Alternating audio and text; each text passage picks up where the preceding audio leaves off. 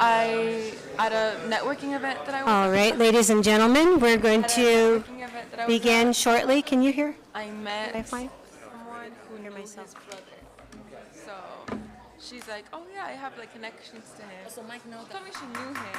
Then I asked her, oh, is there a way I can like talk, like set up a kind of meeting with him? And she's like, oh, I don't really know him. I'm like, Good evening, everyone, and welcome to our trustee meeting of January 18th. We will begin with our Pledge of Allegiance and moment of silence with our student representative, Daniela Ruiz. please stand. That was low.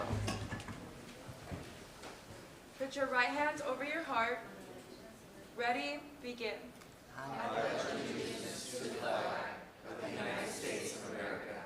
And to the republic for which it stands, one nation, under God, indivisible, and liberty and justice for all.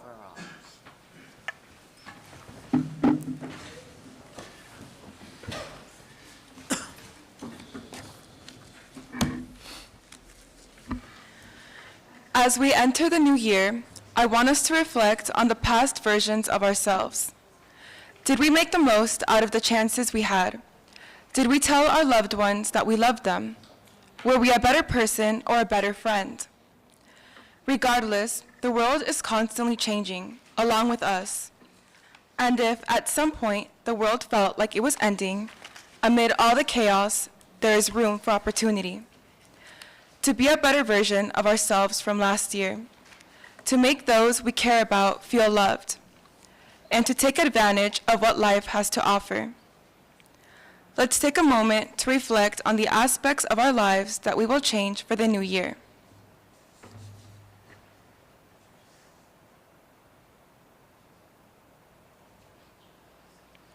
Thank you. Thank you, Daniela. That was lovely. So before we move on to our closed session report, I would like to begin our meeting and the important work ahead. And I'd like to take a moment to acknowledge the land on which we are gathering. We are gathered on the ancestral land of the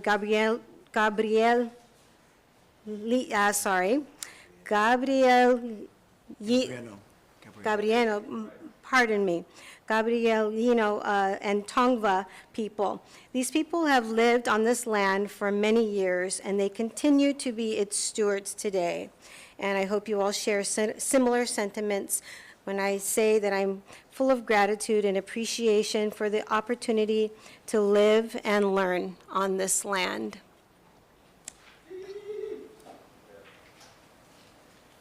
Okay, moving on to our closed session report. Thank you. Okay, 4.1, no reportable action taken regarding public employee performance evaluation superintendent. 4.2, no reportable action taken regarding existing litigation. 4.3, the Board of Trustees by a vote of 5-0 approved the settlement agreement with the student to reimburse privately provided services. 4.4, no reportable action taken regarding negotiations. 4.5, no reportable action taken regarding personnel. 4.6, the Board of Trustees unanimously voted to reassign employee HR-2023-24-06. 4.7, the Board of Trustees unanimously voted to accept the agreement with employee HR-2023-24-08.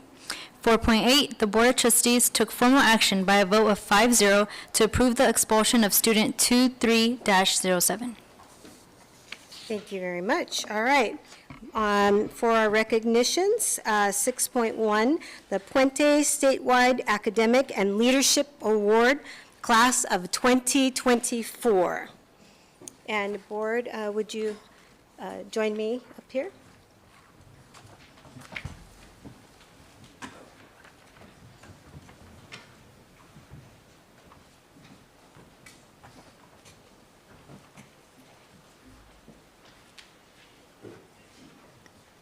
All righty, this is exciting. The Puente Project is a national award-winning program that for more than 30 years has improved the college-going rate of tens of thousands of Californians' educationally underrepresented students. The Puente Project statewide Academic and Leadership Award recognizes their top 12th grade Puentistas in California. After a thorough review of the students' academic transcripts, community leadership involvement, and personal statements, the Puente Project statewide office recognized 5 students from AUHSD. Would Angel Ruiz Nunez from Anaheim High School join us, please?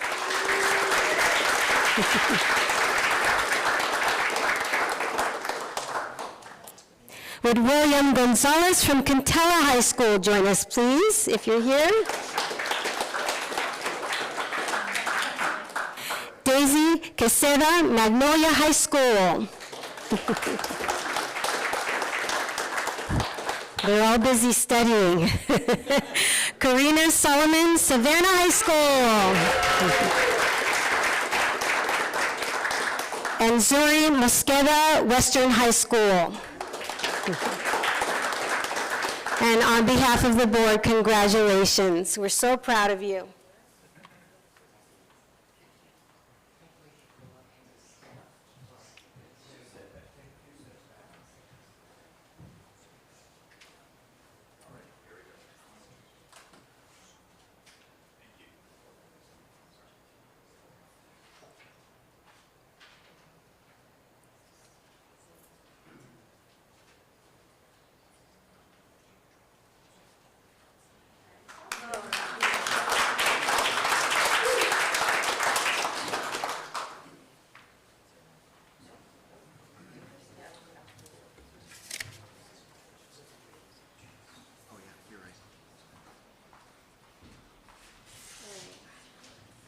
And Mr. Brian O'Neill, will you come forward, please? We just want to take a moment to honor our outgoing president, Mr. Brian O'Neill, and we thank him for his contributions of 22 years on this board.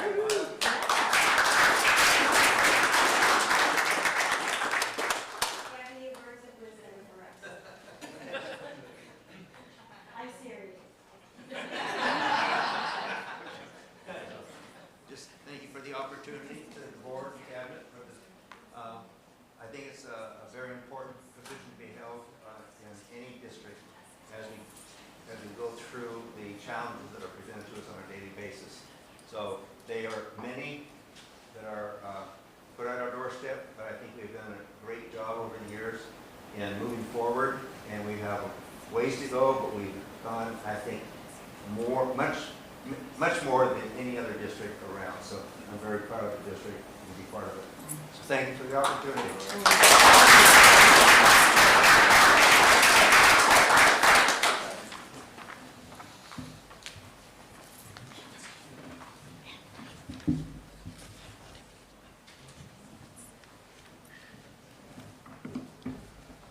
Oh, okay.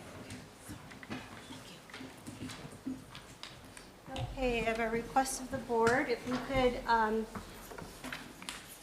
we could pull up item 10.1 and 10.2 before we move on our agenda. May I get a motion? Just direction.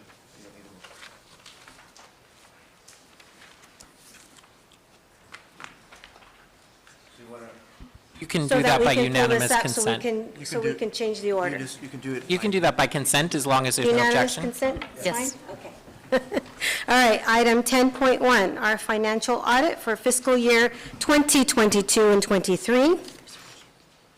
Yes, perfect. Thank you so much. We have our partner, Andrew Park from E. Bailey, to present to the board our financial audit for 22-23.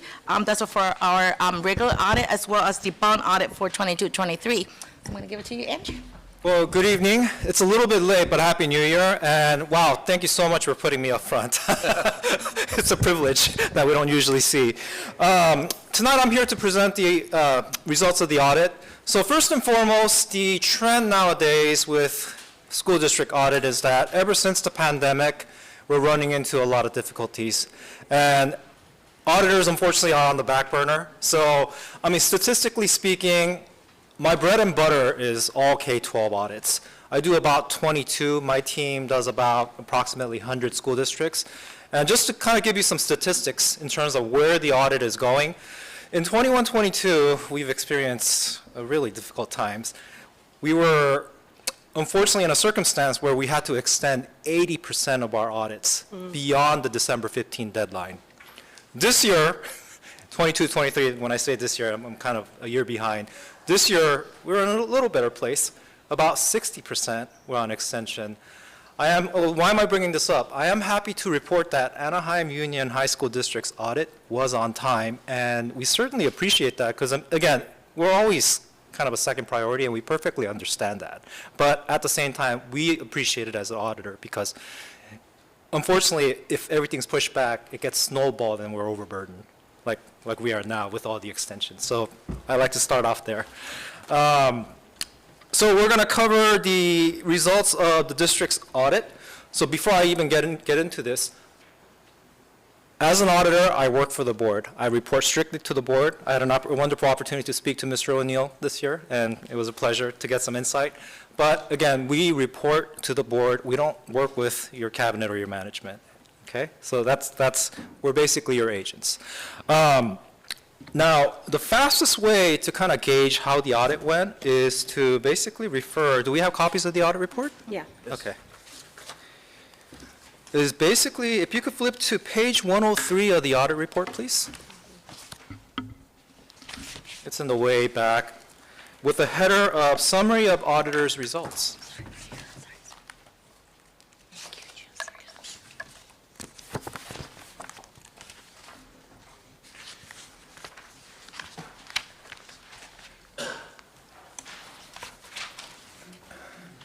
Okay, it looks like we're almost there. I'll wait for one more trustee. Okay, there we go. So, audit report is a technical document, and you almost have to specialize in governmental audit to fully comprehend all the nuances related to the financial statements. But as a trustee of a school district, really what you want to focus in on is how the audit went from an overall picture. And the best way to do this is on page 103, which we would call Summary of Auditor's Results. Okay? Within this page, we basically focus on three specific areas. First is the financial statements overall. Second is the district's compliance with federal regulations. And lastly, state compliance. The district's compliant with state compliance. Now, I just want to make it very clear that when we're talking about financial statements, what we're auditing is the document that you were presented back in probably September of 2023. This is what we would call the unaudited actuals. When you were presented with that information, at the time, it was unaudited. Our job is to come in, audit the information, and report back to the board in terms of what we believe the financial statement should be. So in other words, answering the question of, are the financial statements fairly stated? Okay? That's our primary objective. What we don't do is we don't look at budgets or make any type of subjective assumptions. Okay? We're very objective. Before I get into the results, let's kind of cover some technical information or definition. Any auditors, basically we render an opinion, just like any professionals, just like your attorneys. Highest level of assurance that we provide is what we would call an unmodified opinion. It's basically synonymous with a clean opinion, followed by a qualified opinion. So this is basically passed with some exceptions within the context of academia, if you will. And lastly, the lowest level of assurance is a disclaimer or an adverse opinion. Again, so it's unmodified, qualified, adverse, or disclaimer. There's three levels, okay? Please keep that in mind. So I'm going to go through the results of each of the sections and summarize what we believe the opinion should be. With respect to the district's financial statement as of June 30, 23, our opinion was unmodified. Okay? We believe that the financial statements are fairly stated in all material respects. During the course of our audit procedures, we basically evaluate the checks and balances that are in place to ensure that when you process $1 of financial transaction, that dollar eventually flows into financial reporting format. And we call this internal controls within the world of audit. We are required to evaluate this under government auditing standards, and if there's any deficiencies, we are required to report any type of deficiencies directly to the board. I am happy to report that. I have nothing to report from a deficiency standpoint. Okay. Moving on to federal awards. Just to kind of give you some background in terms of what federal award or the audit that's required is. So there's a regulation called Uniform Compliance Requirement, and this is basically driven by how much a non-federal entity spends in a given year, and there's a specific threshold. If a non-federal entity receives federal assistance and spends in excess of $750,000, you're subject to an independent audit no matter what. There's no exception. Now, in case you're curious, you're going to be in the millions when it comes to federal assistance. We're talking $68.3 million that Anaheim Union High School District has spent. So obviously, the district was subject to compliance requirements. In the 22-23 fiscal year, we were required to audit quite a few programs, actually. First program that we were required to audit was your Title I Part A funds, which is basically a federal subsidy designated to provide assistance to low-income students. The largest program that we were required to audit is basically your ESSER funds, your COVID dollars that you received, the one-time dollars. And lastly, we were required to audit your special education program. It's a federal subsidy provided to provide additional services to your special education students. Based on the compliance procedures that we perform, our opinion was unmodified with respect to all three programs. Additionally, based on the evaluation of, again, I'm going to use the technical term here, internal controls that are in place to ensure compliance with all three of these programs, we did not identify any type of deficiencies. Everything is working as intended, we believe. Okay? Lastly, on state compliance. So state compliance is rather a unique area. State compliance is nothing that we come up and create audit procedures. Annually, there's actually a variety of interest groups that get together and create very specific areas depending on what the needs are. And it involves legislators, Department of Education, and the State Controller's Office. Now, in case you're curious, a full comprehensive listing of all the programs that we're required to audit are going to be on page 99 and 100. Okay? Go back. I'm going to briefly talk about this section here. So, with respect to state compliance, when you get to page 99 and 100, you're going to see some yes notations and no see below notations. Yes notations basically indicate that we were required to perform the audit procedures because the district either administered the program or received financial assistance, and as a result, there were strings attached, and we were required to perform audit procedures. No see below generally indicates that the district did not operate the program or did not administer the program or did not receive funding, and as a result, we did not perform audit procedures. So based on the yes notated programs that we audited, our opinion was unmodified with respect to the district state compliance requirements. Okay, that pretty much summarizes how the audit went. It was we really don't have much to report to the board, unfortunately. Fortunately, depending on how you want to look at it. Any questions that I may try to answer? I just want to congratulate Dr. Nina and her department for the work that goes into doing this, making sure that we are in compliance. And it was a pleasure talking to you and getting through some concerns that weren't concerns after all. So thank you. You're welcome. And I'd like to ditto that, Dr. Nian. Thank you. It's a big job you hold. Thank you so much. And I do want to take this time to thank Karen as well as Joe Kimona. It's a big effort. We spend weeks, getting everything ready, and then as well as working with the external auditors, E. Bailey, one of the managers over there. Alexa Kosh, she's been awesome to work with, and there was a lot of new regulations this year that they really had to help us. So please make sure you communicate that to Alexa, that it's a lot of extra things that they are teaching us as well. There's new compliance that comes out, and there's so many new regulations that comes out every single year. So, they have been very patient with us, and Andrew is, you're like, he just got into our district back in April, says every 6 years they have to rotate a new partner, right? So these are different rules that we have, and he's been great to work with as well. And so I think I want to just tell the staff, it's really hard nowadays to get this type of clean audit. I would say, is it 10 or 15% districts get this type of audit nowadays? Or, I don't know, maybe the threshold is even lower now. I don't know what that Yeah, number is. it's, I just had one where I was grilled for about 40 minutes regarding all the findings that I wrote. So, I mean, we're we don't actively look for findings, but our job is to report, unfortunately. And, it's a good thing that we don't have anything to report. We appreciate that. Thank you. Thank you. Awesome, perfect, okay. We can talk about the bond funding? Yeah. Okay.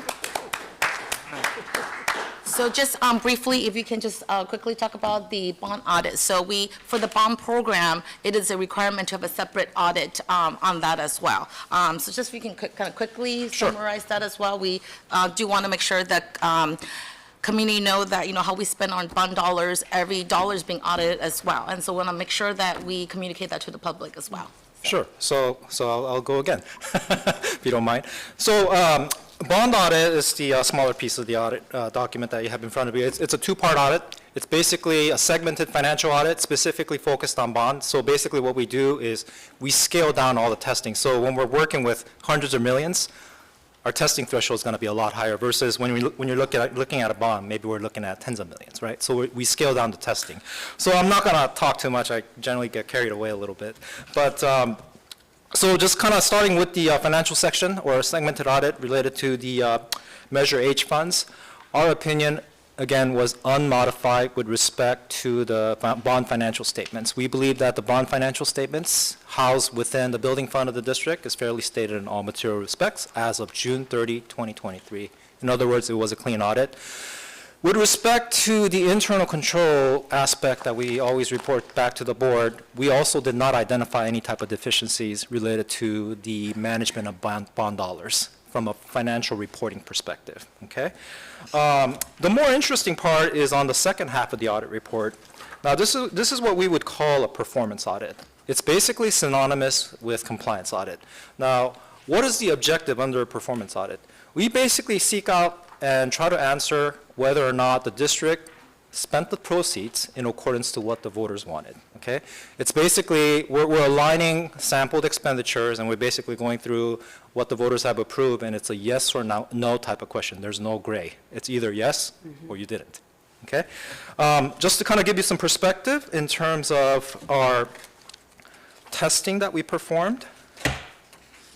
Oops. So in the 22-23 fiscal year, we sampled 25.4 million out of $31.3 million.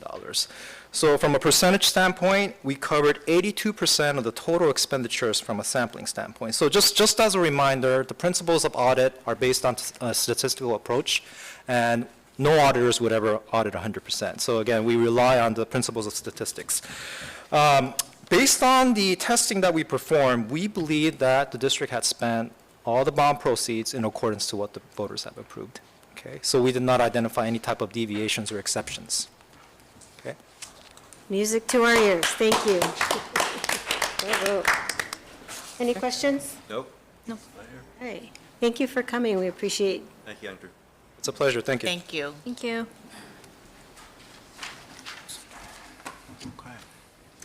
All right, moving on to the reports. Student representative report. Daniela. Starting with Anaheim, we'd like to highlight senior Angelina Gerbe for scoring the very first goal in the new field, so congrats, Angie.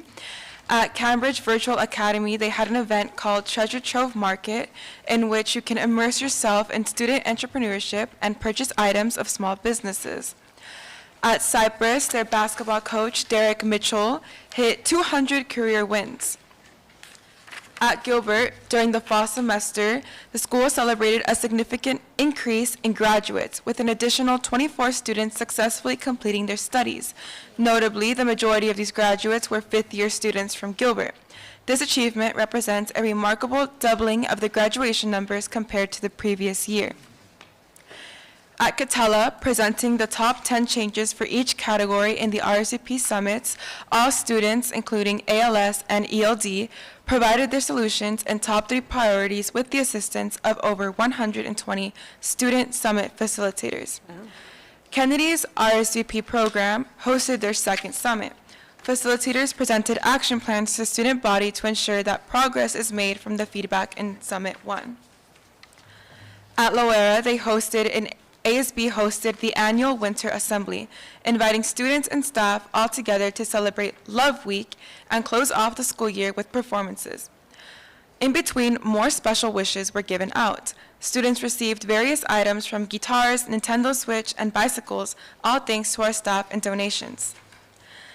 Magnolia invites you all to their international show on February 9th, where there will be a variety of cultural foods, a lion dance from the Vietnamese Student Association, cumbia, reggaeton, and baile folklorico.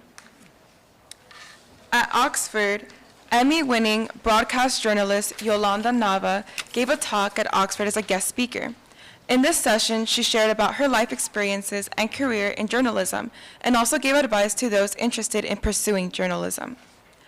At Savannah, Sociedad Honoraria Hispanica Club hosted its annual Navidad in Savannah community event on December 18th, inviting families to come with their kids to enjoy the numerous festivities being held, such as games, folklorico performances, and food sales.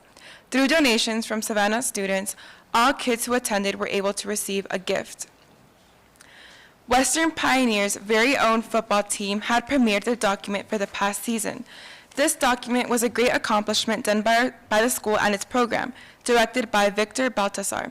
Our football program released a documentary called Fourth and Goal, a story about how the struggle and challenges our athletes faced, getting through the underdog mindset in winning league and now CIF.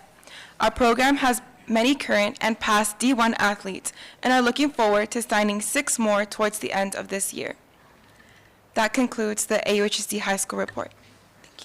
Thank you very much, Daniela. Thank you. Is it usual for the Kennedy to be on their second summit? Yes. Or Yes. this is on track? Yes. That's remarkable. Wow, and it's, just January. So that's fantastic. Thank you. All right, moving on to, do we have any students in the audience that wish to speak to the board? Okay. Report of the associations. I believe we have Jeff Morgenstern. Welcome. All right, good evening. This is one of the things I'll be getting used to over the coming months and years, doing these association reports, like carrying 2 phones around, and one of which I've already left at 2 places. I just have to remember. I don't know how Grant did it. He had 3 phones for a while with CTA. But anyway, good evening, Board President Ronald Trejo, trustees, Superintendent Matsuda, Cabinet. I'm happy to be here and make a report on behalf of the Anaheim Secondary Teachers Association. I just wanted to take a moment to introduce myself, although I'm sure all of you know me to one degree. I am a graduate of the district of Dale and Magnolia High School, class of '89. I've been here in the district for 26 years now as a teacher. I spent 24 years teaching junior high history at Brookhurst Junior High, as a department chair for history, ASB, also ran the student store, a bunch of other duties there at Brookhurst. For the last year and a half, I've been on release to help build our community schools model with the grant that we've had, and I'll speak to that here in just a little bit. But I'm just happy to be here to share on behalf of our members and our teachers here in the Anaheim Union High School District. I first want to begin by sharing our members and our association's appreciation for the recent events last week in bargaining and for the openness of the board to reach a very fair and honest tentative agreement. I appreciate your openness in listening to Grant a few months ago when he was speaking before you, and you took him seriously and considered what he had to say. I do want to acknowledge Brad Jackson for his time, his effort, and his creative planning in helping us to come together in a tentative agreement last week, as well as the efforts of Superintendent Matsuda and Nancy Nian for their work behind the scenes. a lot of people did a lot of work to try to get a fair settlement, and I want to appreciate and acknowledge all of those efforts. And acknowledging just all the great and amazing things that our teachers are doing around the district every day and in every period. The second thing I'd like to talk about today is just my role and dedication in working community schools. Like I said, I've been, on behalf of ASTA, the community schools organizer for the last year and a half, and I will be transitioning somewhat in my new role as co-facilitator of the district steering committee for community schools, working with Carlos Hernandez on that. I do want to share just a couple quick stories that I have an opportunity to hear about some of the amazing work that's happening at our sites. I do have a great story, but it's much too long for this report, and hope to share it with you individually at some point. So just to uplift a couple of our folks in a couple of our schools. First is Catella High School and the work done by Diana Gomez, our community school teacher lead, and Nayeli Hernandez, our community school coordinator. For well over a decade, Catella has not had a functioning PTA. And this year it was brought back, and they have elected positions, parents are in place, and they're doing amazing work. That's something as a result of the work that we've been doing with community schools there at Catella High School. The second school I'd like to acknowledge is Magnolia High School, and the work of Katrina Mundy, who's our community school teacher lead, and Rudy Acevedo, the community school coordinator. And together with them, they led the needs and assets assessment, trying to get a good picture, a good idea of what the community is like there for Magnolia and also Dale. And I always had the privilege of going to Katrina's classroom about a month ago and watching her students give their Google Certificate Program Management pitches. And the reason why I bring it up is their program management certificates and what they were pitching was all based on the data that was gained through the needs and assets assessment there at Magnolia High School. So just a great connection. I just want to uplift the work of all of our members and staff working toward community schools. I do want to highlight a couple ways in which, as an association and myself as an individual, have worked very hard in conjunction with many folks in this room to collaborate with the district and the association through a number of ways. Our teacher input group, which was founded during the pandemic, then branched off to our special ed teacher input group, our student discipline task force, members that serve on the insurance committee and budget committee. We are definitely committed and dedicated to continue that effort of collaboration and openness and working with the district for the benefit of our students and of our members. So I look forward to working together in the coming months and hopefully years if I get reelected, we'll see, and this fruitful and relationship. So thank you very much, appreciate the time. Thank you, Jeff. And I believe Jennifer Sasai will be speaking for Alta. Oh, Amanda. Oh, you're going to be doing the handoff. I love it. For a moment. Okay. So good evening, Board President Randall Trejo, Board of Trustees, Superintendent Matsuda, Cabinet, and guests in the in-person and online. I just wanted to let everyone know that I am passing the reins of Alta President over to Jennifer Sasai.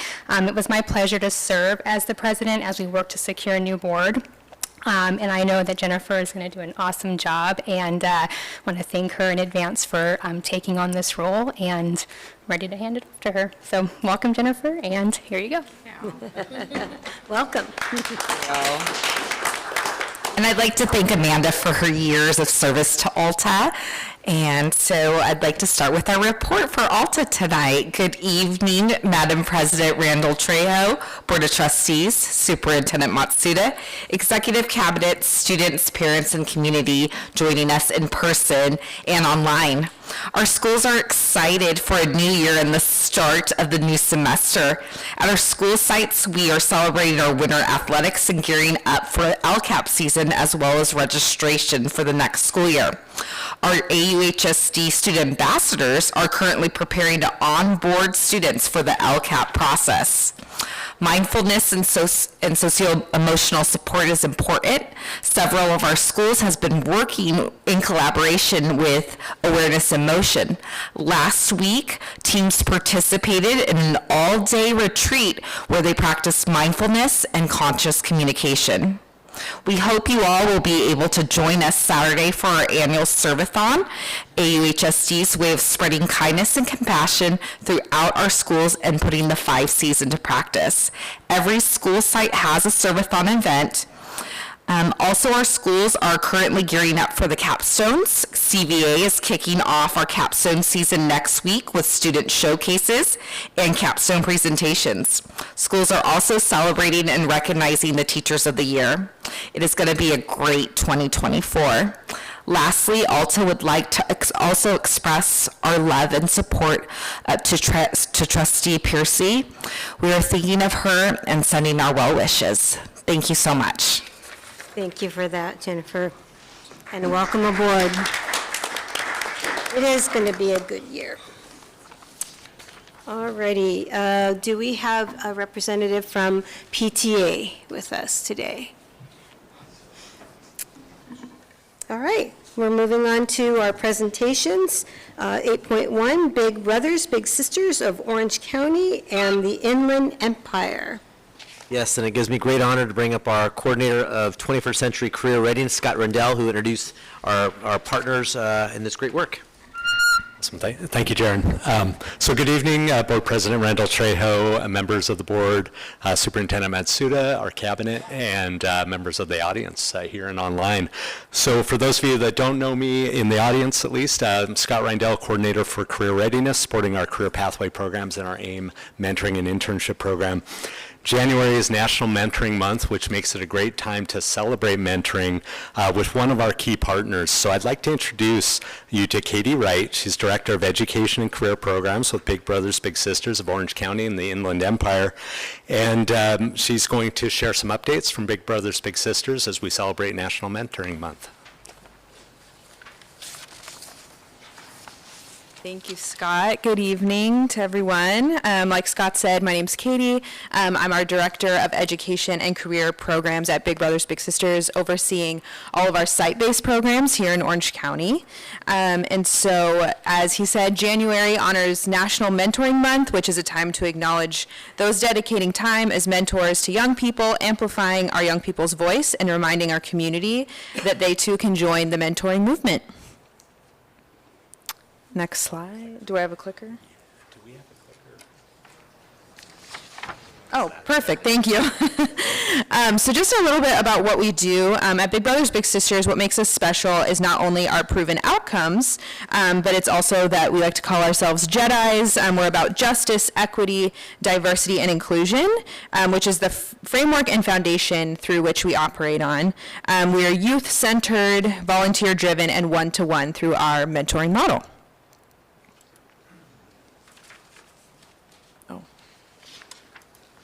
Uh-oh.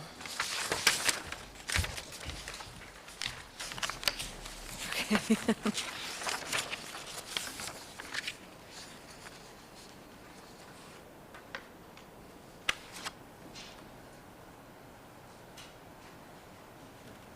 Okay. Yeah. Okay, thank you. So our programs are crafted to advance upward social and economic mobility, and we have 4 driving outcomes. So 1 is social capital and connection, 2 is emotional and mental health, including social emotional learning, education and career success, and positive behaviors and choices. So a little bit of our impact, some statistics and numbers from over the years.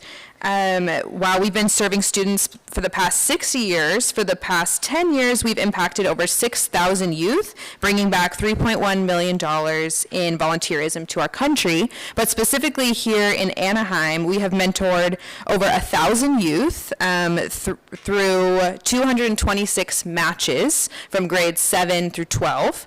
And we partnered together through our community-based program, which is our most traditional, like one-to-one mentoring, through our high school bigs program, which pairs a high schooler with an elementary schooler, our college bigs program, which pairs a college student with a high school student, and then through workplace mentoring, which partners our different corporate partners with high schoolers and college students for workplace readiness.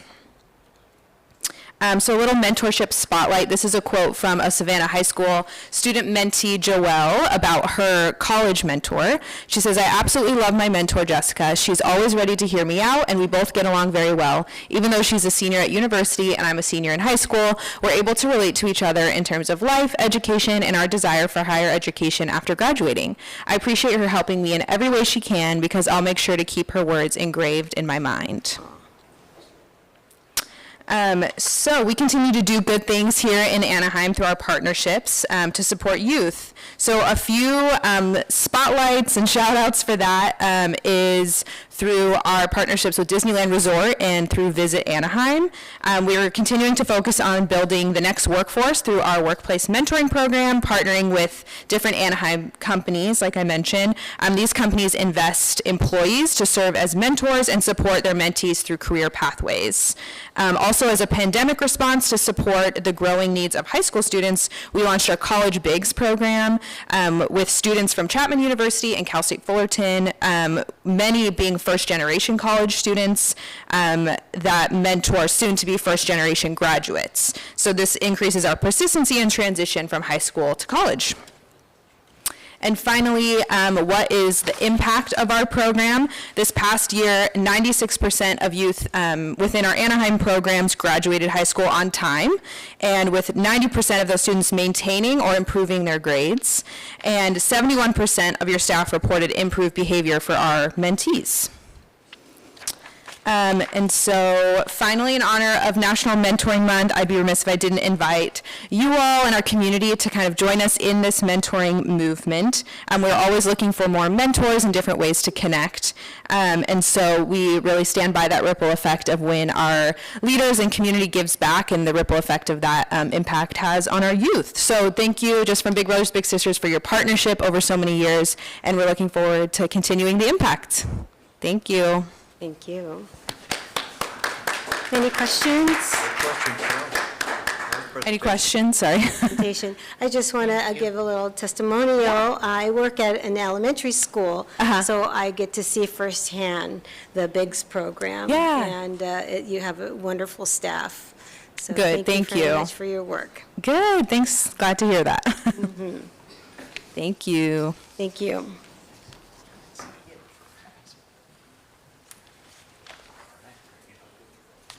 All right, moving on to 8.2, our esports. Yeah, so I'm going to go ahead and bring Scott Rendell back up. I'm really excited about this presentation on the update regarding the esports program in our district. Actually, Trustee Piercy at the College and Career Fair, when she was walking around through the different exhibits, found our esports exhibit and came back, and as you know, requested to bring this item to the board with her excitement about what it was. So tonight, and per your second, we're excited to share the update. So I'll go and turn it over to Scott. Well, thank you, and a shout out to Board President Randall Trejo for joining our esports winter tournament as well, and staying till the end. That was we had a great time. So over the last several years, esports has been growing in popularity worldwide, and growing in the opportunities that it brings to young people who are involved in esports. And at the same time, we as a district have really embraced esports, and it's been growing by leaps and bounds. So as you'll hear tonight, I brought some of my friends up to help out with this presentation, but you'll hear about the many benefits for our esports athletes, as well as lots of connections to college and career success. So I asked the board and our cabinet to just keep our mission, vision, and core values in mind and look for those connections, and I think you'll find them throughout. So joining me up front here today, one of our key teacher leaders, Mr. Jason Caller from South Junior High School. He's on our leadership team, so he'll come up and talk for a few minutes. And then in addition, one of our key partners, Mr. Alan Satomer, CEO of Mastery Coding, who's been helping us get our programs going. So Mr. Satomer is going to get us started on our presentation, so I'll invite you up.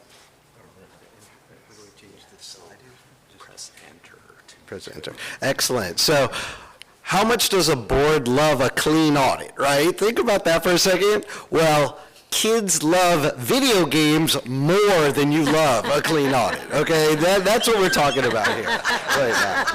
So, I don't know, it's so pretty close. the idea underneath this right here is how do we channel students' passion for gaming and technology into career and college opportunities right here. So that's kind of the schema underneath the program that is being rolled out for all of your schools.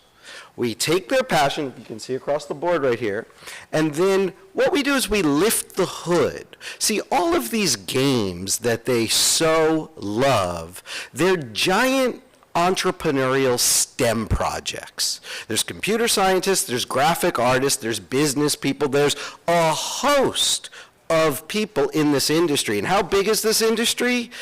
If you take all of Hollywood and combine its revenue, and you take the entire music industry and combine its revenue, it is still dwarfed by the video game industry.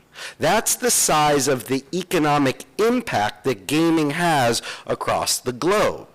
And what we then do is we teach students about these opportunities. But there is a host of entry points, if you would, because some of the introverts may like the hardware and they like to tinker and things like that.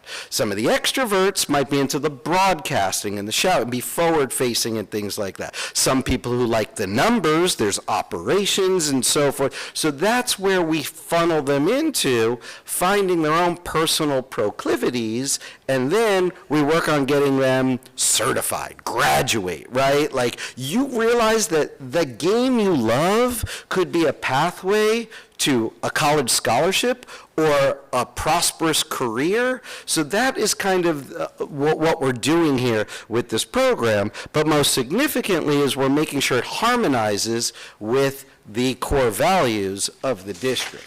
Okay, we're always emphasizing character, right? This is school district, there's protocols, things like that. Collaboration. Effective teams collaborate. We're overtly teaching these skills. Obviously, creativity is fabric to success, communication, critical thinking.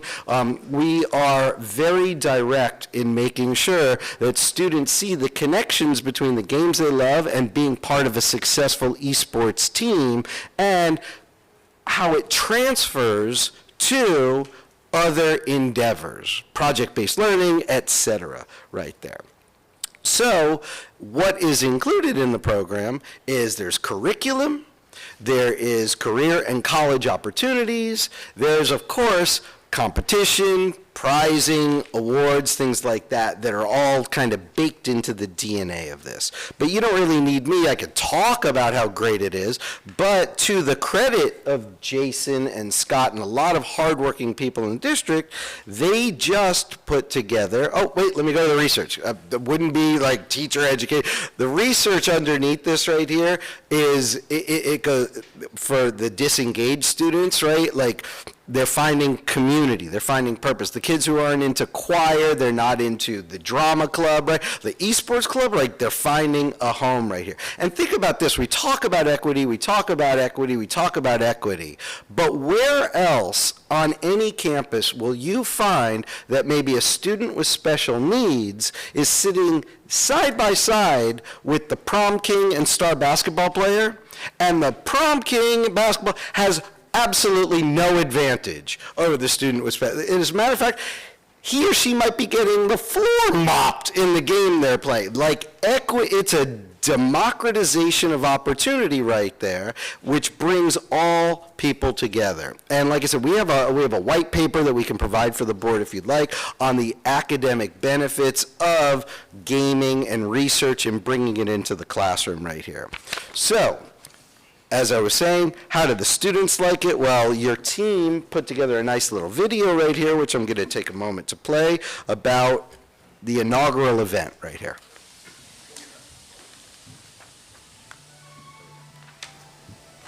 I do want esports to become actually played, not just for fun, but competitively. And I want the schools to recognize that, because most of the schools, they see it as something, oh, you're wasting your time. But you can actually be here and play competitively.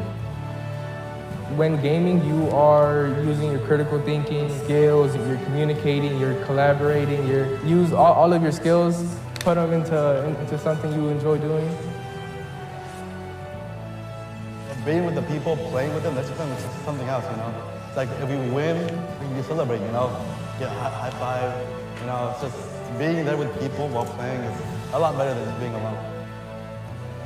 even just being on stage doing something I love felt good because I was in a competitive state of mind and winning felt great. But yeah, overall, I would like to be in a tournament again. It was fun.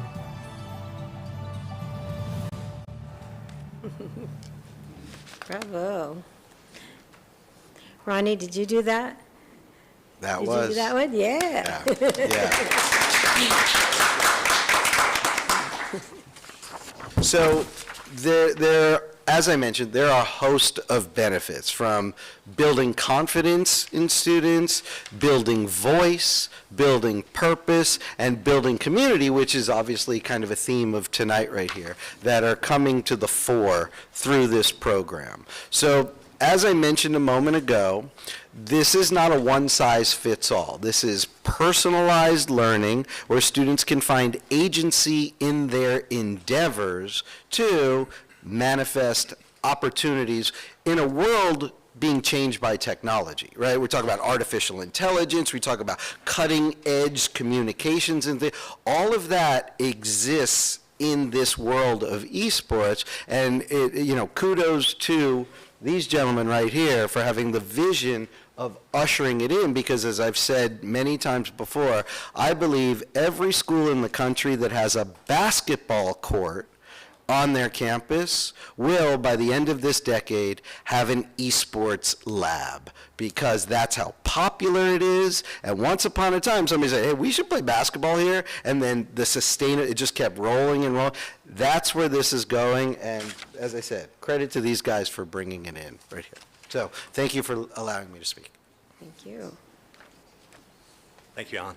And so just wanted to share just a couple of pieces about our district structure around esports. We have a leadership team that includes myself. A shout out to Eric Greenwood, our Chief Technology Officer, who really brought the esports labs onto our campuses and has been a champion of keeping them running and keeping esports going and just handling all the tech support issues very graciously. Lindsay Ponanen, if you know her, is an English teacher. She's also our esports specialist supporting esports, and our advisors, Jason Collar, who's here with us today, key leader on our leadership team, and a community schools teacher lead, making those connections.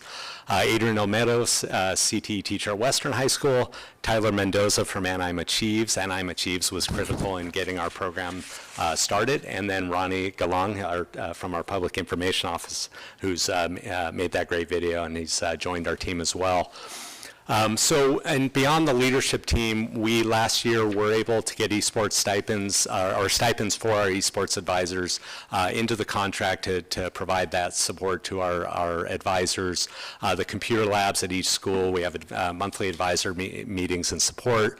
We're registered with CIF, and we're exploring those ins and outs of CIF now. We have ACT pathway under development at Catella High School around video game design to really further support our students in exploring that, and we'll expand from there. Lots of collaboration with our elementary feeders as well as our colleges, and planning those district-wide tournaments. So wanted to briefly give Mr. Collar a chance to talk about some of the community connections that we're establishing as well. Sure. Well, thank you. Good evening. Hello, everybody. Honestly, I'm so proud to work in a district with talented people, and I genuinely mean that. It takes a team in order to make something work, and I'd rather be nowhere else, right here. And so big kudos to everybody who's part of this. And one vision that we had, as a community school teacher lead is, okay, the driving question is, how do we build community through esports? And how do we bring down that guard of like, no, it's just addictive video games? No, so being at the winter tournament on the 21st, I think it showed and it was evident that is community. That is, that's everything that we want to see in our students, and just students thriving. That's at the center of our community school's mission, is a thriving student, thriving families, thriving communities, and that was showcased there. So I'm honestly just very proud to stand alongside these guys, and that, again, we're going forward, we're trying to continue to build this program to give this opportunity to our students. So I'll leave it there and answer any questions you guys have. Perfect. Yeah, we'd be happy to answer any questions from the board and cabinet. Well, wow, thank you so much. That was a wonderful. I learned so much in just that short amount of time, and I really have gained a respect for this that I didn't know. You taught me a lot of things, so thank you. And you're humble. You're very humble, Jason. But without you, this wouldn't exist. I know you've worked very hard and you have such a passion for the kids. So thank you. Any questions from the board? No questions, but just echoing that, thank you so much for your leadership and bringing that. I know the students really enjoy it. I got to see some of it at SEMA-Palooza, so very exciting. So thank you so much. Awesome. You deserve kudos. Thank you. Thank you, Kathy. I just ditto what they said. I've been in the classrooms and at the SEMA-Palooza, and all great. Looking forward to more. Awesome. Yeah. We'll bring it. Awesome. Yep. I've just, you had mentioned all the different industries. Is there something that we're looking at to get our students some sort of a certificate in their hand? Absolutely. So Scott mentioned the game design pathway, Oh. which is sort of CTE aligned right Come there.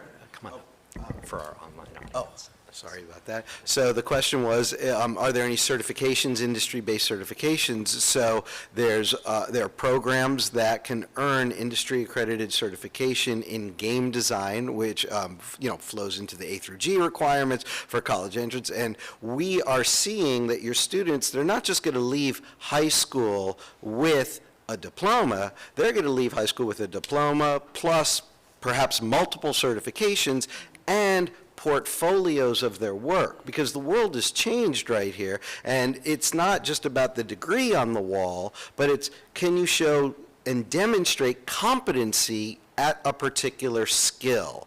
And so all of that is baked into the program that sort of Scott is ushering in right now. Thank you so much. And I witnessed the community at the event and the camaraderie. The students were just really cheering for each other. And I love to see that. So I'm looking forward to the next one. Thank you. Great. Thank you. Let's give them another round of applause.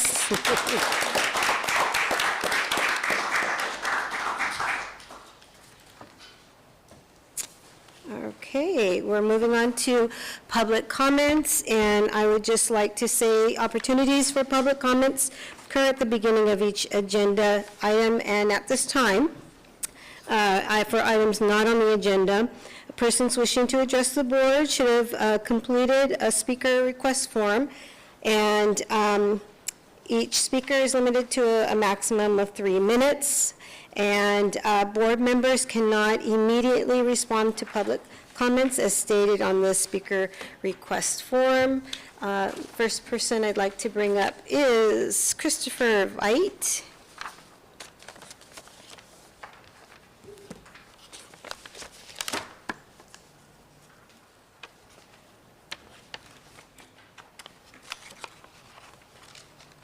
Welcome.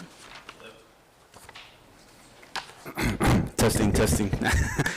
Good evening, everybody. My name is Christopher Veit. I'm a member of the Navajo Nation. I'm here to represent all of our Native youth, our Native students that are attending the schools here in the district, and we're just seeking out to create a change for our community, such as changing the name of the mascot.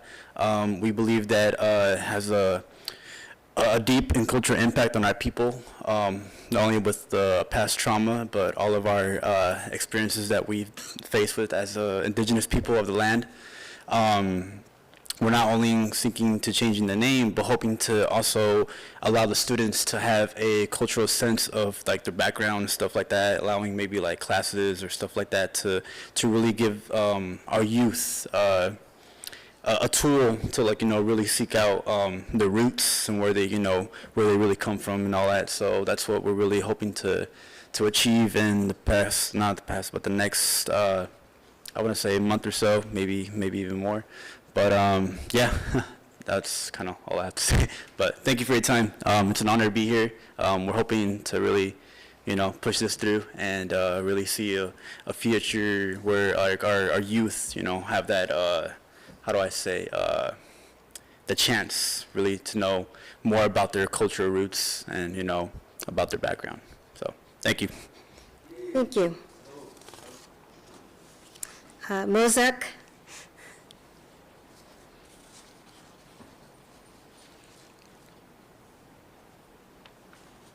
Kualitutaki, good afternoon, everybody. Nehatokan Masat, Ninehamashika, Nikan Nochankali of the Tangwa. I'm in the land of the Tangwa. And I want to first thank you so much for the land acknowledgement. That's very important. And Chris is actually also an alumni from Anaheim High School. I just want to share and thank you guys for having this book taught at the Anaheim High School and the English class. There, we had an event at the Anaheim Colony behind Anaheim High School, and I want to read one chapter. And it's teaching the students, you know, the Mexican, Chicano, Indigenous, or Hispanic, Latino, whatever is politically correct. And in this chapter, in the first chapter, it talks about the colonist. And it really strikes, you know, our hearts and our minds. Like Chris was saying, we're going to start creating more dialogues and more presentations and having people. I think it's important to speak there. So I'm going to start off with this. In 1621, colonists invited Chief Massasoit of the Wampanoags. After a recent land deal, Chief Massasoit came with 90 of his men. That meal is why we still eat and meal together in November, celebrated as a nation. But that one wasn't a Thanksgiving meal. It was a land deal meal. 2 years later, there was another similar meal meant to symbolize internal friendship, quote unquote. 200 Indians dropped dead that night from an unknown poison by the colonist. Chief Metacomet took over, was beheaded as well by the colonists, dismembered and quartered. They tied his 4 body sections to nearby trees for the birds to pluck. He was given a Metacomet's hand, which he kept in a jar to rum and for years took around with him. Charged people to see his hand of the native. Metacomet's head was sold in Plymouth Colony for 30 shillings. That going rate of the Indian head at that time. The head was put on a spike, carried through the streets of Plymouth and displayed in Plymouth for the next 25 years. But thank you, I think that's my time. Oh, okay, okay. But I just want to end by saying that, yes, we got to keep teaching the students. I know it's kind of hard for some of the students or even some of us here, natives or non-natives, to hear or to be taught this in the school curriculum. I graduated from the class of 98, and I graduated from the Native American Art School. I went to Fullerton College, took Chicano History, Chicano Studies, Jerry Padilla, De La Lopez, took speech at Cypress, Santa Ana College, and I wanted to go to a Native American college, an art school. And I got my degrees in social and fine arts and liberal arts studies and a bachelor's degrees. A minor in creative writing, and so I write plays, so hopefully something will be published in the future in a book. But thank you so much for having this book there, and I know it's going to be changed. I had a vision. We had a vision, a dream in the sweat lodge. We fast, we don't drink, no drugs or alcohol, and you don't eat meat, and you faint, and you have a vision. One day maybe we can invite you all to come to a sweat lodge and touch yourself. It doesn't matter what color you are. We're all indigenous to some part of the continent. And we love you guys, and like Chief Massasoit, Vovoka said, we must not hate the white man, because that would only delay our victory. Thank you so much. Thank you. David Lopez?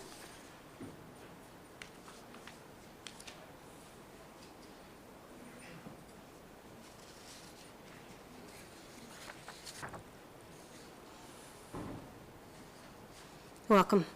Hi, thank you. Good evening. My name is Dee. I go by Dee. I'm a local educator, former social worker, former biologist, natural resource manager. I'm here today to follow up on what my friends here spoke about.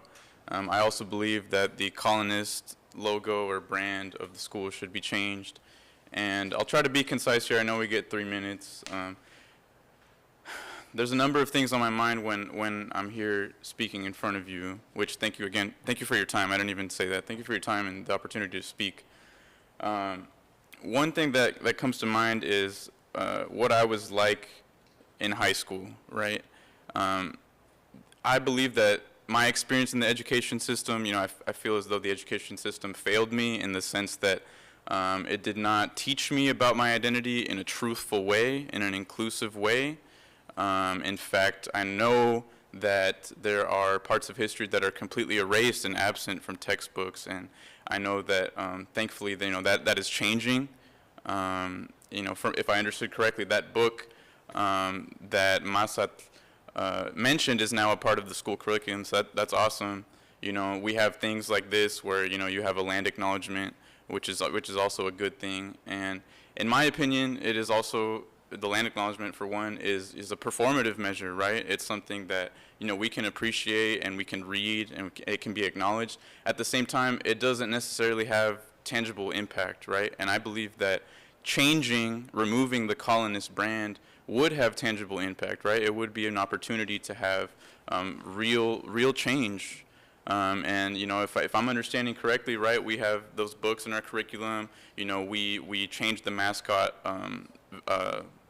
the image of the mascot, right, from the pilgrim. Why not be consistent and also change? Is that my time, or do I have more time? 1 more minute? Okay. Why not be consistent and change it altogether? And one counter argument that I would anticipate someone saying is that I understand that the student body had a chance to vote, and I believe 41% voted to keep it and 59% voted to either change it or rebrand it or completely remove it altogether. And so like I was saying earlier, when I was in high school, I didn't have this knowledge of my own Native identity. I didn't know basically who I was, and we all know that as humans we need a sense of belonging.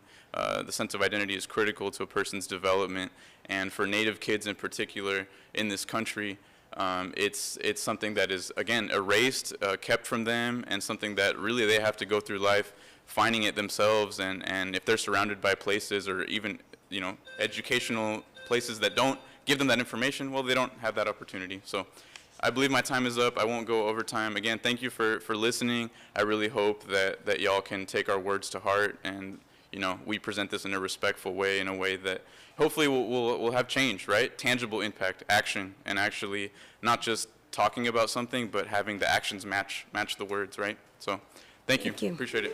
Thank you. All right, our next speaker, Brad Manami.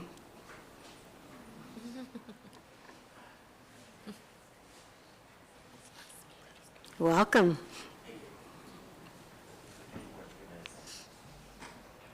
3 minutes, please. No, I'm just kidding. No, I think it's the first time I've came up as a public speaker, but as you know, I'm Brad Benami, Director of Purchasing and Central Services with the district until tomorrow. I wanted to take this opportunity to thank the board, thank cabinet, thank my colleagues for all that you guys have done for me through the years. I'll try to make this quick. Thank you, board, for being selfless leaders that you've been. Always think of the students, always think of the community, you always think of staff before you make your decisions, and I'm grateful for that. I've been here for 15 years, and I've served, some of you for the whole 15 years, and it's been a great journey. Mr. Matsuda, thank you for being a disruptor, setting examples for APIs, such as myself. Have encouraged to be vulnerable and mindful with your decisions. Thanks, Cabinet, for being leaders that create paths for all of us to be successful. Sorry, I'm getting choked up. Dr. Nian, thank you for your support. Thank you for the apple pies. For the record, I like the regular crust, and the crumble, you can just get rid of the crumble because I like the regular crust. Colleagues, thank you for all the projects and the collaborated efforts that we've had. We've completed a lot together. I also want to thank the warehouse, graphic arts, and the purchasing staff for being the unsung heroes in the background. They've elevated the district to new levels. There isn't a place in the district you can go where they haven't, bought, designed, printed, or delivered things, on time and, made a difference in the district. I can still remember it like it was yesterday, 15 years ago when my first board meeting here. Dr. Farley was the superintendent. He called me up to the podium, introduced me, had me talk a little bit about myself, and then Mr. Holguin was up there on the dais at the time, and he asked me, Mr. Benami, you've been here 2 weeks. What kind of changes are you going to make? I'm thinking to myself, oh my gosh, it's been 2 weeks, you know? So of course I tap dance around Mr. Hogan's questions. You know, I say, hey, you know, it's a little too early to make any kind of changes, you know, but one of the things I reflect back on now, it's not what are the changes that I was going to make, but what kind of changes the district made on me, you know? So from the bottom of my heart, I'd like to thank you. You know, I wish you all the best. I look forward to continuing to support AUHSD in my new role with the Orange County Department of Ed. I'll be working with the business staff still. I'll still be seeing, you know, Joe, Karen, you know, probably monthly, and Nancy monthly, you know, at the CBO meeting. So, you know, I'm going to be around, and I'll be in a good support role to, you know, help move our business systems forward in the future. So, you know, thank you, and I appreciate you all. We appreciate you.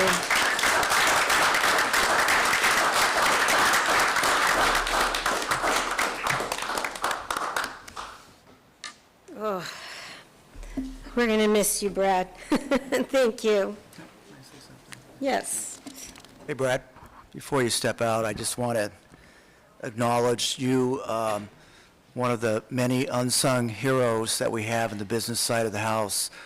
But, and there are many stories that really epitomize your wisdom and leadership. But I do want to share with the audience that during the height of the pandemic, when there was a lot of money being pushed out on all kinds of gadgets and things and millions of dollars, other districts were spending all kinds of money on things. And I remember that you told me to, because you had the experience and you had the wisdom, and when the supply and demand of everything from masks to those acrylic dividers that other districts were buying, you said, just hold on, right? Hold on, and let's, you know, be patient here.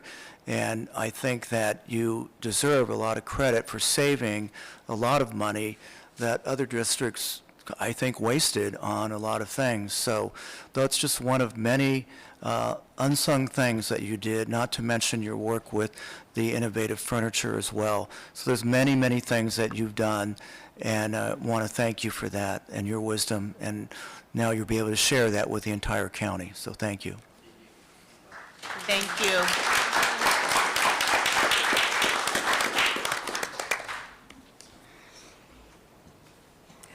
Okay. All right. Are we ready for item 10.3, school-sponsored student organizations? This is an action item, and Daniela, you will be joining us on this vote. So moved the item. Second. Okay, moved and seconded. Any questions or comments? I just wanted to remind students, advisors, admin, that these clubs are open to all students and that they be inclusive. I noticed that some of the applications had that written in and some didn't. So I just wanted to remind everyone that these are all inclusive. Everyone's invited to join these clubs. Okay? All in favor? Aye. Aye. All right. Thank you. Resolutions. 10.4, resolution number 2023/24-B-09, increase the health and welfare trust / bank account balance. This is an action item. Second. Moved and seconded. Any questions or comments? Roll call vote. Mr. O'Neill. Aye. Ms. Smith? Aye. Ms. Guerrero? Aye. And I vote aye. Item 10.5, resolution number 2023/24-B-10, signature authorization, action item. So moved. Second. Okay, moved and seconded. Any questions or comments? Okay, roll call vote. Mr. O'Neill? Aye. Ms. Smith? Aye. Ms. Guerrero? Aye. And I vote aye. Item 10.6, resolution number 2023/24-HR-02, National School Counseling Week, action item. So moved. Second. Okay, moved and seconded. Any questions or comments? After we vote on this, I just want to ask that we post this. Okay? Mr. O'Neill? Aye. Ms. Smith? Aye. Ms. Guerrero? Aye. And I vote aye. 10.7, resolution number 2023//24-BOT-02, compensation for board meeting. So moved. Second. Okay, roll call vote. Mr. O'Neill? Aye. Ms. Smith? Aye. Ms. Guerrero? Aye. Ms. Trejo, aye. All right, business services. 10.8, agreement with Food Finders, Inc., action item. So moved. Second. Questions or comments? I just think this is a fabulous idea. I wish that we had been doing this for a long time, but we're going to start doing it now. So, So, Orlando, if you want to come up. So we have been Yeah. doing them, but one of the things that we want to make sure that they want to have an agreement in place. So- Okay. But Orlando's going to provide us with a little bit more information, and it took some time to actually get an agreement since, you know, it's not that simple because there's a lot of things involved. So I want Orlando kind of speak about that a little bit. all right. Our agreement with Food Finders is simply just formalizing the process. We've always had an agreement with, we've always had an informal agreement with Food Finders where Okay. they have picked up food on a periodic basis. We're also probably going to be coming to the board in the future with another agreement with Abound Food Care, because we want to be able to have multiple agreements with multiple agencies that can pick up food when another agency might not be available. Most of the food that we would be picking up would be at the district central kitchen, and that's really on a very periodic basis, irregular basis, primarily right before holidays when we might not have, when we might have an excess amount of food that can't be used in the schools, primarily in the elementary program when the elementary program closes down, and it might be food that can't be used in the high schools or in the secondary schools, so that might be food that would be picked up. It happens on a very rare basis. As a matter of fact, I think we gave away 25 cases of baby carrots right at the end of the, right before the holiday. So it doesn't amount to a lot of food, but it is going to, for a good cause, to food pantries. Every little bit counts. Yes. So thank you so much for doing this. Thank you. Thank you for Oh, your no. explanation. Appreciate it. All right, all in favor? Aye. Aye. Okay, item 10.9, agreement with Michelle Curry. So moved. Second. Okay, moved and seconded. Any questions or comments? Okay, all in favor? Aye. Item 10.10, assignment agreement, Luminaire Health Benefits, action item. So moved. Second. Questions or comments? Okay, all in favor? Aye.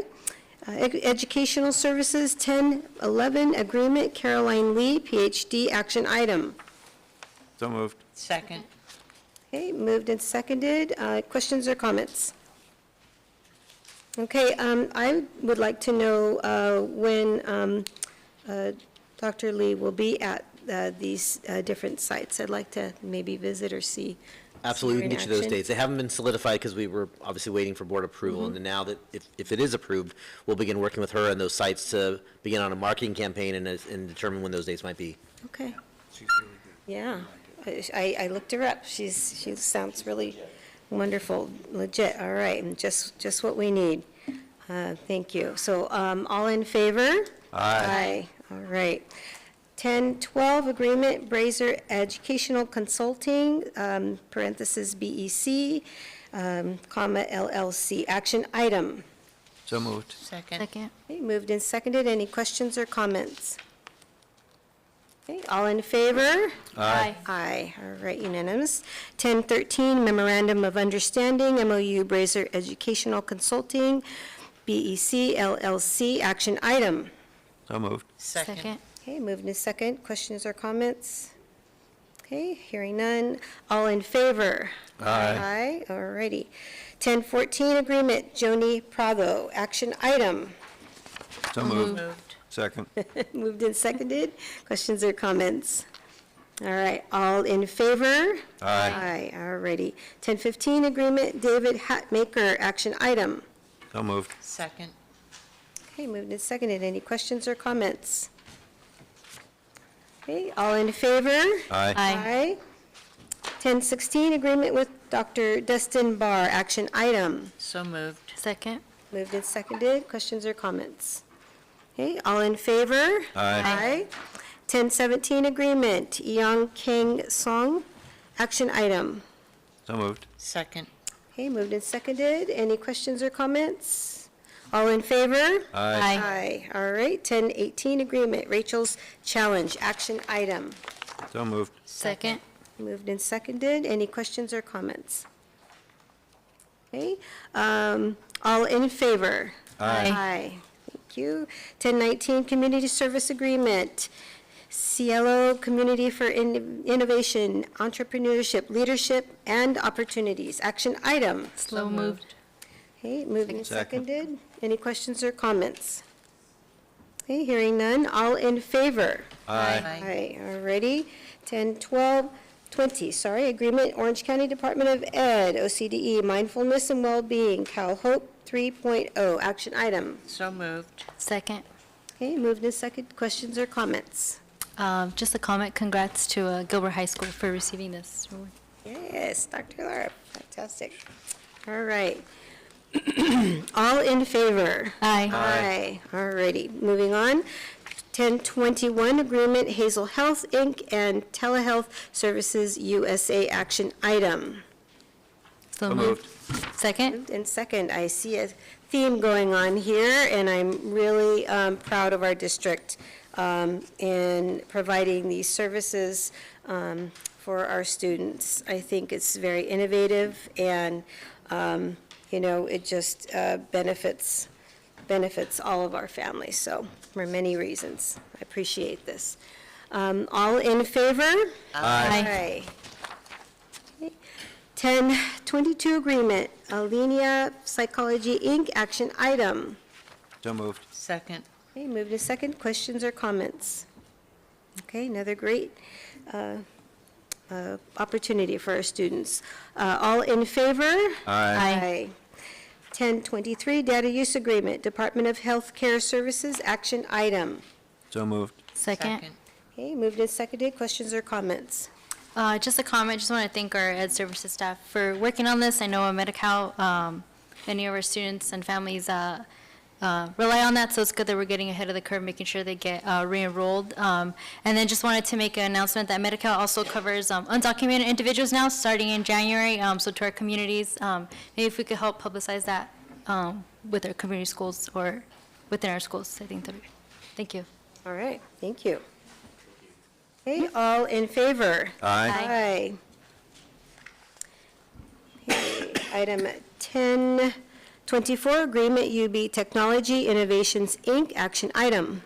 So moved. Second. Moved and seconded. Any questions or comments? Okay, hearing none. All in favor? Aye. Aye. Okay, Human Resources, 1025, public hearing, disclosure of collective bargaining agreement with AMIU. That's information item, or open public hearing. Anyone wishing to speak on this item? Okay, close the public hearing. Item 1026, adoption of the 2023-26 collective bargaining agreement with AMIU, action item. So moved. Second. Moved and seconded. Any questions or comments? Okay, hearing none. All in favor? Aye. All right.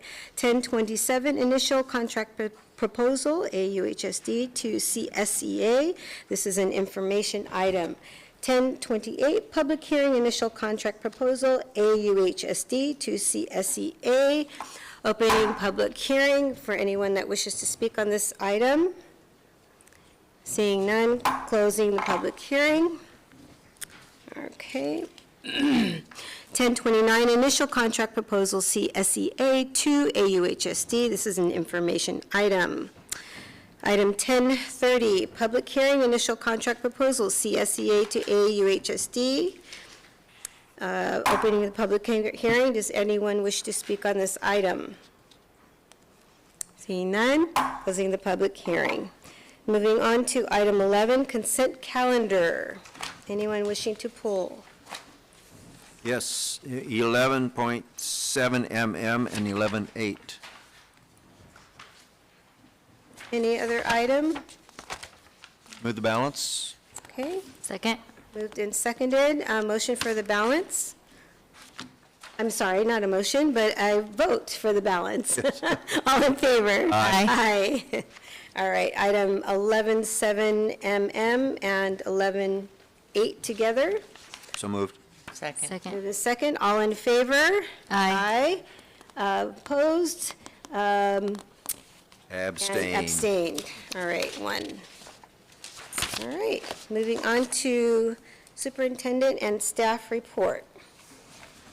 Thank you, Madam President. Just want to put a shout out to Carlos Hernandez and Amy and the entire team for hosting another very successful visit from over 80 guests from probably a couple dozen school districts across the state of California. So awesome work to the entire team. Thank you. I was going to share that, but I'll share, also echo just a great work from our ed staff.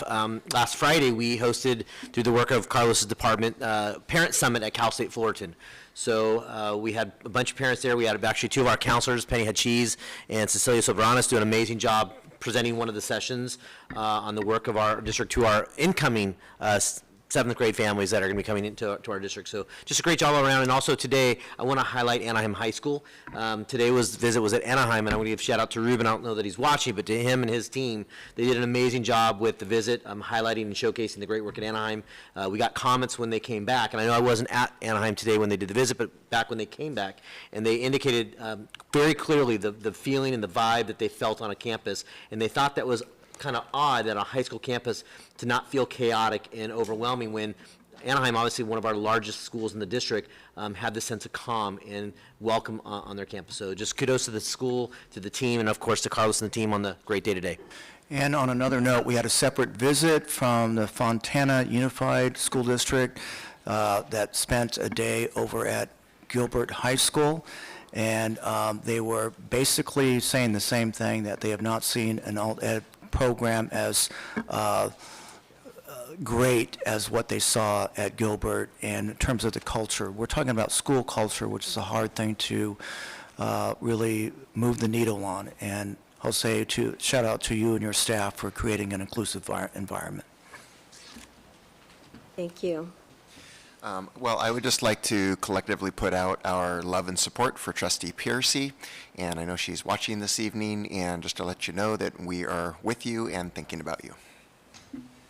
I have a couple items here. First of all, I want to thank Anaheim High School for an amazing ribbon cutting ceremony for the track and field last Monday. Want a special shout out to the principal, Ruben Callegos, as well as the two ASB advisors, Jackie Rodardi, as well as Doug Wedger. Thank you so much. It was an impressive event, and thank you so many of the board members for attending as well. So I think the school were absolutely in love with the field, and everyone else is asking for their field now. So just FYI. I'm getting a lot of requests. So second thing is I did attend the Western High School, the film, Fourth and Goal. It was an amazing event. So thank you so much, Coach Davidson, as well as Victor Baltazar. I'm always so amazed when I attend any of your events. It's like family, and like what they said about the kids, what is at school, and thank you so much for letting me be part of your family, as I always feel so welcome walking into any of their events, and it was an amazing event. So thank you so much for your hard work to pour into the school and all the students on campus. It was just amazing to see all of them together. I finally do want to shout out to Brad Minami for his amazing service. He did amazingly during COVID. I know what he went through to help the entire district, as well as help many other districts around Orange County as well. But the most important thing about him is he's an incredible leader. All the people that work for him, they're so loyal to him. And I always tell him that your people are just the most loyal to you. You ask them to do anything and they would do it. And so I'm just wanting to make sure that he knows he will be greatly missed, but we'll always have our lunches and dinners together, and so looking forward to that in many years to come as well. So thank you, Brad.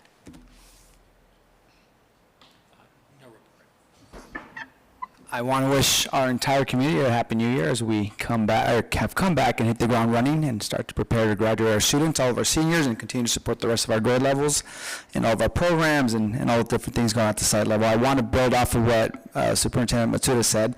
I know Gilbert has done a lot of good work this year, and I believe Mr. Latta received a personal call from the superintendent of Fontana Unified and wants to visit personally because of all the great work that they're doing and all the feedback that they got from their staff who did visit recently. So I know there's going to be a second visit from Fontana, and we look forward to that. And again, as you said as you emailed your staff, just kudos for being a model continuation school, democracy school, and a community school as well. So great job.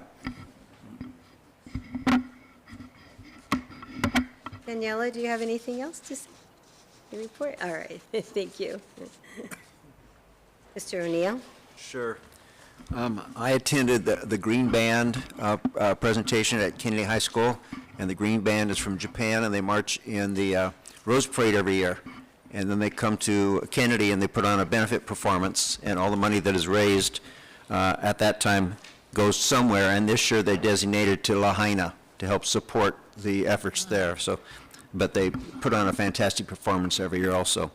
I attended the Anaheim High School track and field event. Beautiful fields. Now we got to get that on the docket for the rest of the schools. I know Cypress is being worked on, but we have a Western will be done shortly, and then Cypress. okay, and then we have a few more schools that are waiting, okay, in the wings. So look forward to that.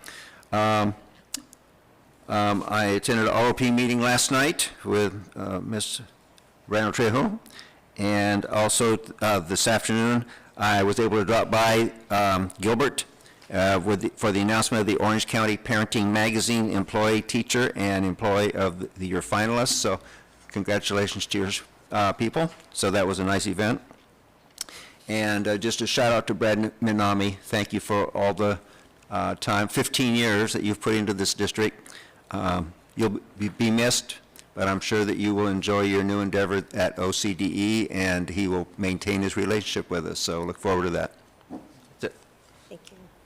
Okay, well, I attended the Insurance Committee meeting and the Student Discipline Task Force meeting, which was held over at Catella High School.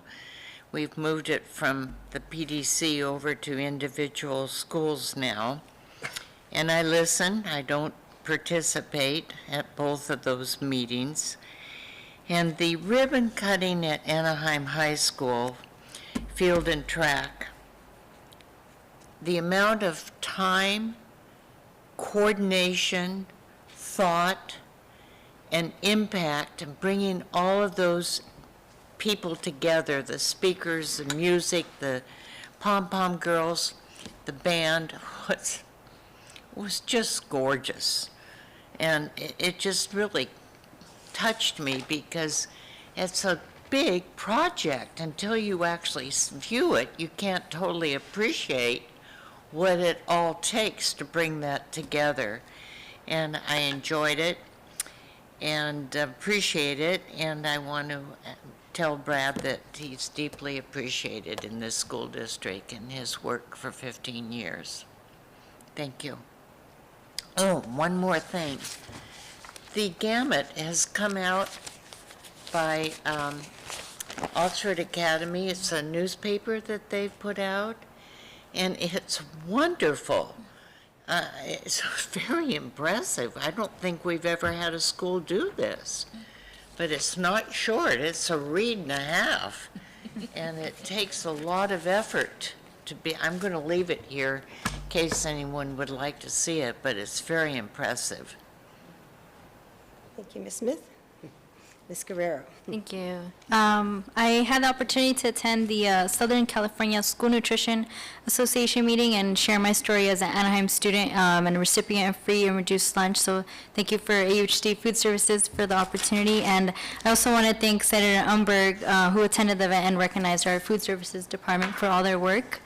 I also had the opportunity to attend the Orange View and Western High School Consolidation Town Hall. I want to thank all of the parents and families and community that came out and thank our Dr. Nguyen and Dr. Freed for presenting and everyone that was in attendance.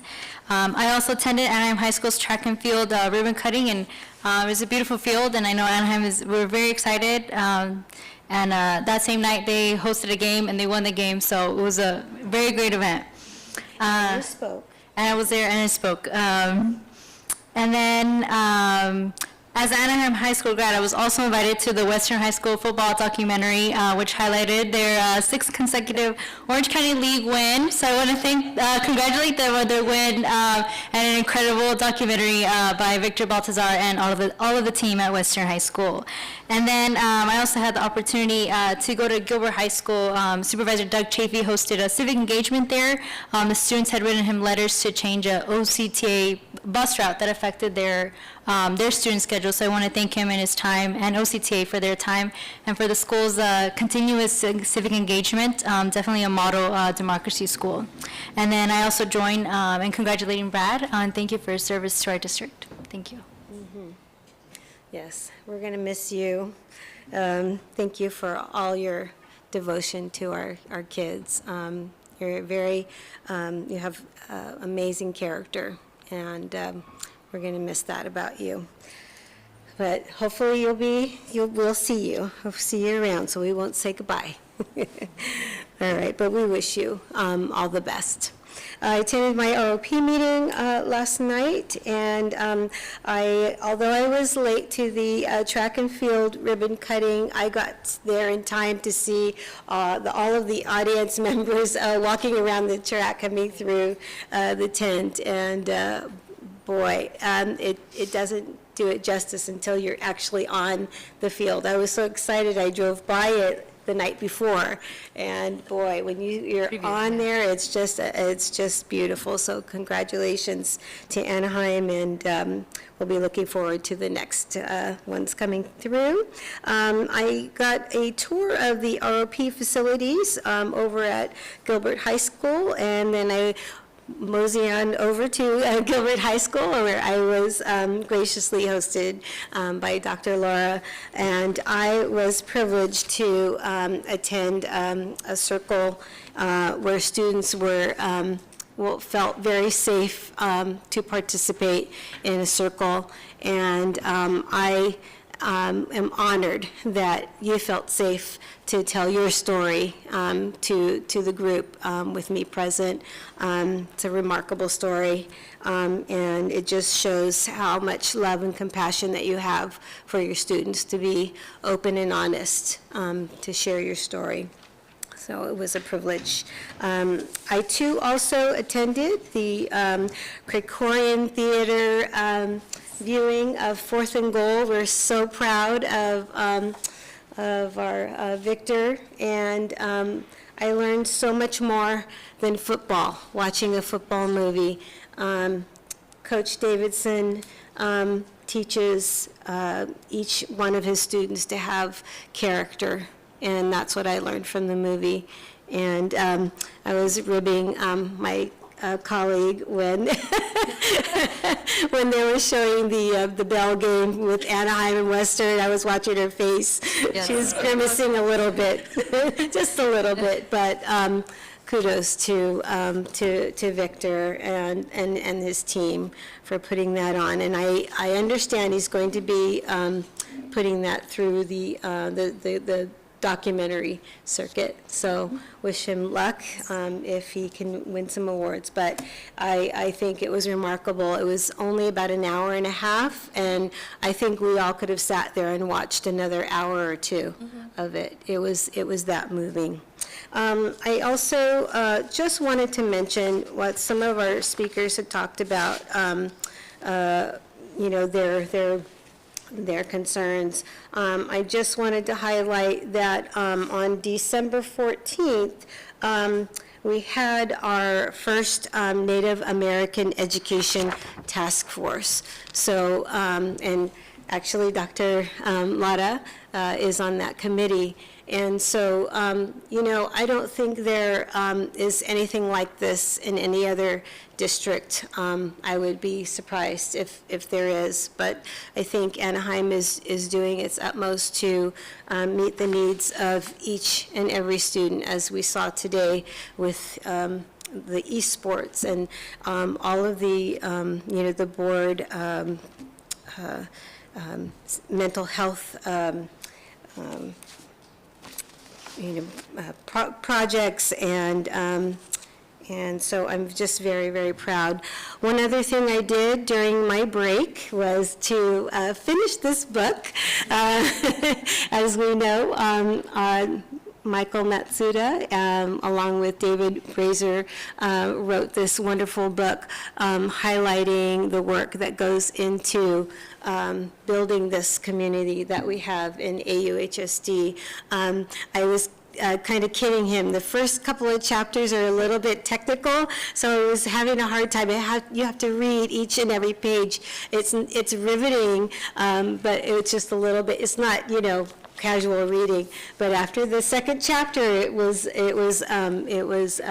flowed. But bravo to you. After the second chapter. Yeah, it's an educational read. It's not. You have to be paying attention to it. And it's coming out on audiobook. It's coming in on audio. I love that. So congratulations to you, and I challenge each and every one of you to finish this book. You will be so proud of the work that you are all doing, and that's highlighted. So thank you so much. And all right, advanced planning. Our next meeting will be February 15th, 6 o'clock, right here. I entertain a motion for So moved. agreement. Second. Okay, all in favor? Aye. Aye, thank you.